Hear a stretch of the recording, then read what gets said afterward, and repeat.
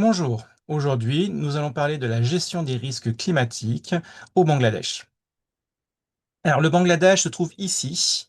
Donc c'est un petit pays qui se trouve en Asie du Sud, à côté de l'Inde, et qui se trouve donc au nord de l'océan Indien, qui se trouve ici, et au sud de la grande chaîne de montagnes de l'Himalaya. C'est justement de là que partent deux fleuves qui vont se terminer au Bangladesh, le Gange et le Brahmaputra. Cette photographie, elle montre ici un cyclone qui est en forme de rond là ici, comme on le voit, qui est en train donc de frapper les côtes de l'Inde et qui après va poursuivre sa route pour aller au Bangladesh. Ce phénomène, bien sûr, en fait un cyclone, c'est une grande tempête, hein, si vous préférez, mais très très très puissante. Elle peut bien évidemment provoquer des morts, des blessés, des gros dégâts, et tout ça, ça s'accélère avec le réchauffement climatique. Alors, le réchauffement climatique, qu'est-ce que c'est? C'est l'élévation rapide de la température moyenne de la surface de la Terre. Ce qui se passe, par exemple, sur ce graphique, on voit que là, vous avez les températures par année. Lorsque c'est en bleu, c'est en dessous de la moyenne. Lorsque c'est en rouge, c'est au-dessus de la moyenne. Eh bien, on constate que depuis 1850, la température ne cesse d'augmenter. Là, la température moyenne de la surface de la Terre a déjà augmenté de 1,2 degré par rapport à 1850. Tout ça, cela provoque notamment l'élévation du niveau des océans, qui depuis 1700 a gagné en moyenne 38 centimètres. Ça paraît peu, mais ça a de grosses conséquences, surtout sur les territoires très bas, comme donc le Bangladesh. Et tout ça, c'est provoqué notamment par les activités humaines qui relâchent du CO2, c'est-à-dire du dioxyde de carbone, notamment dans une industrie, la consommation des énergies fossiles, pétrole, gaz naturel, charbon. Elles ont été multipliées par 3 quand même entre 1960 et 2021, donc ça accélère le réchauffement climatique. Ce qui se passe donc justement, c'est que ce réchauffement climatique, ça accélère donc trois phénomènes. Tout d'abord, la multiplication des cyclones, il y en avait avant, mais il y en a de plus en plus qui se dirigent vers le Bangladesh. C'est lié en fait à l'élévation de la température de l'océan qui va plus facilement créer des cyclones, hein. Ça va accélérer aussi la fonte des glaciers de l'Himalaya qui vont alimenter le Gange et le Brahmaputra et donc plus facilement faire des inondations, là où se jettent justement donc ces deux fleuves au Bangladesh. Et puis ça va aussi, donc on l'a dit, augmenter le niveau des océans. Donc résultat, ça va submerger des terres qui sont sur les littoraux, notamment au Bangladesh, parce que c'est un territoire très bas. Donc, par les cyclones, la fonte des glaciers, l'élévation du niveau de la mer, bah, tout ça, le Bangladesh, il est quand même pas très gâté.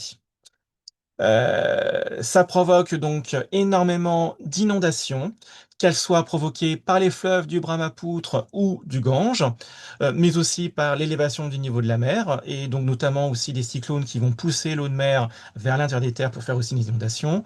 Qu'elles soient donc des fleuves ou de la mer, ça revient à la même chose. Les gens, on voit leurs maisons inondées, leurs champs inondés, leurs récoltes balayées. Ça peut plonger des populations dans la misère ou la mort, hein, très rapidement.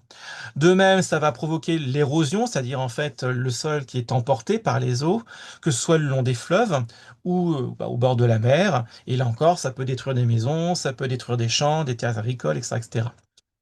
De manière plus insidieuse, ça peut aussi provoquer la stalinisation des sols. Alors ça, c'est justement l'eau de mer qui va s'infiltrer à l'intérieur des terres pendant les submersions marines, donc notamment lors des cyclones qui poussent l'eau de l'océan Indien à l'intérieur des terres. Ça dépose du sel, mais au bout d'un moment, ce sel il s'accumule et bah, les plantes, elles peuvent pas supporter un tel taux de salinité, elles sont pas adaptées à ça. Résultat, ça devient des terres stériles, on ne peut plus rien faire pousser, on ne peut plus rien cultiver. Donc risque de famine, c'est quand même pas l'idéal. Et quand on voit cette carte, ben, on constate que finalement l'essentiel du territoire du Bangladesh est concerné par ces différentes inondations et salinisation ici pour les bleus foncés. Il y a très peu de territoires du Bangladesh qui sont suffisamment en hauteur pour échapper à ces différentes catastrophes. C'est pour ça justement que c'est problématique, d'autant plus que le Bangladesh, c'est un pays extrêmement peuplé, très densément peuplé. C'est le huitième pays le plus peuplé du monde, avec 174 millions d'habitants en 2024, et ça continue à augmenter considérablement. Mais comme ces populations sont régulièrement frappées par ces différentes catastrophes, et ben, chaque année, à peu près 500 000 personnes, 500 000 habitants, surtout des paysans pauvres, eh bien, deviennent des réfugiés climatiques, c'est-à-dire qu'ils quittent leurs terres, souvent qu'ils ont perdu au moment de l'érosion d'ailleurs, justement des sols, hein, pour aller se réfugier de manière relative hein, dans des endroits un peu plus sécurisés, dans les grandes villes, notamment Dhaka, la capitale, bien souvent dans des bidonvilles parce que bah il y a trop d'habitants qui arrivent en même temps, on n'a pas le temps de construire pour tous les nouveaux arrivants en même temps. Donc c'est très difficile à suivre. Comment le Bangladesh gère donc justement ces catastrophes climatiques? Bah déjà, elle a réussi à réduire considérablement le nombre de morts lorsqu'il y a des catastrophes. Dans les années 70-80, il y avait à peu près 350 000 morts. Aujourd'hui, il y en a très peu. Il y en a encore, bien évidemment, mais c'est plus comme avant.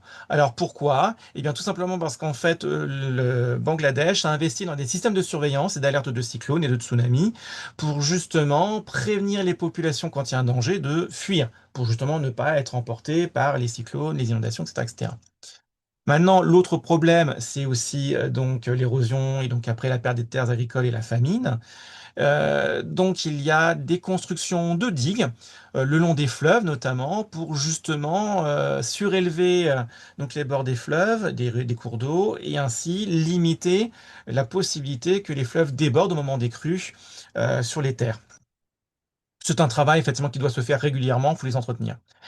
Le long des côtes, là par contre, il s'agirait plutôt de protéger ou de cultiver, de faire prospérer des forêts de mangroves pour justement limiter l'érosion des côtes. Alors les forêts de mangroves, c'est quoi? Ce sont des forêts faites avec des arbres particuliers qu'on appelle notamment des palétuviers.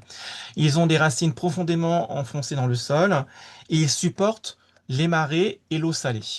Résultat, lorsqu'on a des forêts de mangroves, ils absorbent beaucoup plus facilement les vagues de l'océan, notamment lors des grands cyclones, pour protéger justement après les terres à l'intérieur du pays et limiter l'érosion. Donc c'est très bien effectivement d'en avoir, mais encore faut-il dans ce cas-là empêcher les gens de détruire la forêt pour par exemple avoir du bois de chauffe. Autre solution aussi, ça serait par exemple construire dans les régions les plus problématiques des maisons sur pilotis, autrement dit surélevées sur des piliers pour qu'elles soient au-dessus du niveau de l'eau d'inondation. Attention, ça coûte cher. Donc là, souvent, c'est pris en charge par des associations internationales. Autre solution aussi, justement, pour pouvoir continuer à manger malgré la perte de terres agricoles liée à l'érosion, ou à la salinisation des terres, eh bien, bah, tout d'abord, sélectionner des riz, des espèces de riz plus résistantes au sel, pour qu'elles puissent pousser, même pour le coup quand l'eau est plus salée. De même, pour le coup, si on manque de terre, on peut essayer aussi de cultiver sur l'eau. Oui, c'est possible, ce qu'on appelle des champs sur l'eau. En fait, on va prendre des plantes qui s'appellent des jacinthes. On va mettre donc des bambous pour aider à flotter un petit peu tout ça et mettre par-dessus de la terre. Avec aussi donc des fertilisants naturels, hein, donc par exemple de la bouse de vache, des déchets, du compost, etc., etc. Et dessus après, on peut cultiver bah, des légumes, des salades, des tomates, etc., etc., comme on le voit effectivement ici. Ça permet de compenser la diminution de terres agricoles liées aux inondations. Si on résume cette leçon, comment est géré le risque climatique au Bangladesh? Donc, le Bangladesh se situe en Asie du Sud, entre l'océan Indien et l'Himalaya. Les Bangladais, ils ont mis en place différents systèmes comme donc la mise en place de digues le long des fleuves pour résister aux inondations des crues, des stations de pompage pour évacuer donc justement les eaux des crues, des centres de surveillance et des systèmes d'alerte pour justement dire aux habitants, attention, il y a un danger, fuyez, mettez-vous à l'abri en cas de catastrophe climatique comme les cyclones par exemple. Et puis, pour le coup, tout ça, c'est fait parce que justement, en fait, le Bangladesh connaît énormément de catastrophes de type inondation, que ce soit effectivement des fleuves qui sont en crue, que ce soit des littoraux qui sont pour le coup largement poussés par l'élévation du niveau de la mer et les cyclones. Et tout ça, c'est aggravé en plus par le réchauffement climatique, hein. Donc, c'est pour ça que là, le Bangladesh, il fait tout ça. Les conséquences, c'est malheureusement la perte de terres agricoles à cause de l'érosion et de la salinisation des sols et la migration, pour le coup, de pas mal de paysans pauvres, plus de 500 000 par an, qui deviennent des réfugiés climatiques, qui vont vers les grandes villes, qui sont un peu plus à l'abri, comme par exemple Dakar, ils vont vivre dans les bidonvilles. Les solutions durables, c'est continuer à faire l'agriculture pour effectivement s'adapter, notamment en trouvant des variétés de riz plus résistantes au sel, pour lutter contre la salinisation des sols, justement.